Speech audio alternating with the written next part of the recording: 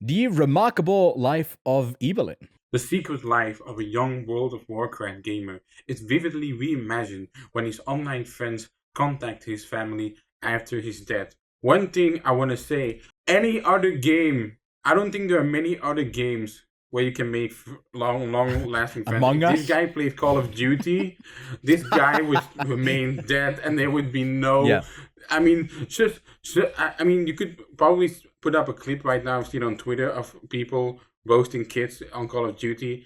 It's infamous for its violent hatred towards kids, Yeah. like as much as you almost. But yeah, I don't have a violent hatred. I just have a vivid hatred. Violent would mean that I actually like uh, physically assault children. That would be no, horrific. you only do that verbally, right? Yes.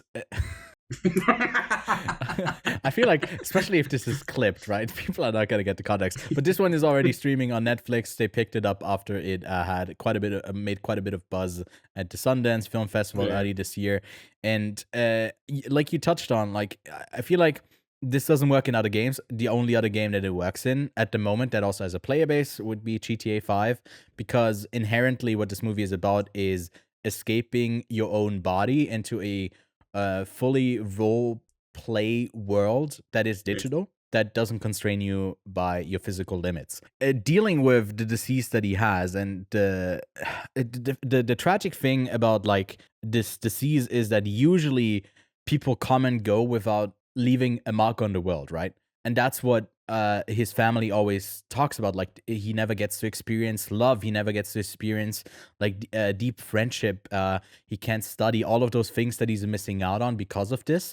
And then it's framed in a way and presented that he got to experience these things through role playing, and then they're reimagined by all of the logs that are still kept from that role playing server.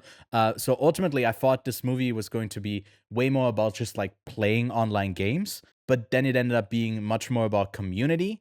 I just don't really like the way that it presented itself, in the way that it was framing the family as like, this is another twist that we didn't know that he was doing. And if that was the case or not, really doesn't really do much to tell his story. It's just like that kind of sensationalized, we gotta have bigger moments in the film. And you know, it's not a Netflix film that was a Netflix film because it was bought by Netflix. It was a film done before that, not knowing that would end up on Netflix, but it kind of fits that mold kind of well, and that's a critique, you know. But a lot of it is really interesting. I think for some people, it's going to be like the most moving thing they've seen all year.